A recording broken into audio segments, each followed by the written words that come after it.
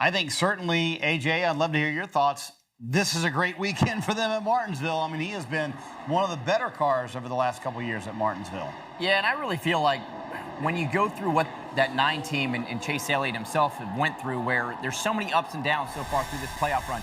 We're looking at the Roval there where he had a dominant car. He himself threw that race away and then went out and saved it still by going to win the race. So we saw last week at Kansas, he was out the whole race. He was not going to make it. Then with about 4 laps to go, he was going to be in, and then the caution fell, and then he was back out and then got back in on the last lap. So I feel like when stuff like that happens as a race team, you start to believe it's meant to be. These are happening for a reason.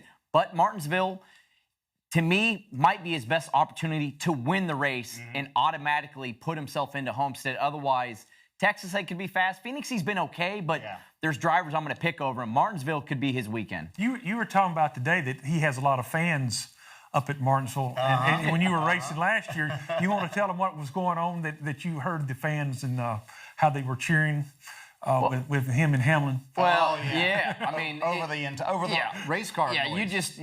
Chase Elliott, I mean, it's almost the Dale Jr. now, right? Like, Chase Elliott takes the lead.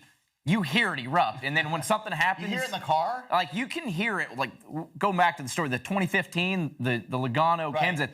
When they wrecked, like, the place exploded. I was like, okay, what just happened? So, it's when Dale Jr. used to take the lead, you could hear it, and it's getting close like that with Chase Elliott now. Chase Elliott's the new Dale Jr. It's interesting, though, good point you bring up, David. Sometimes you see teams get momentum like that, and they can carry it for quite a while in the playoffs, And this is a good time to be hitting that stride. It had to be a confidence booster just to make the playoffs where he can. And then just proceeding at the Roval to come back. He knows that he can charge forward and get up there. Going to be interesting to watch Chase Elliott for the rest of the playoffs. Hey, motorsports fans, thanks for watching. Make sure you hit subscribe before you go for all the latest news and highlights across motorsports.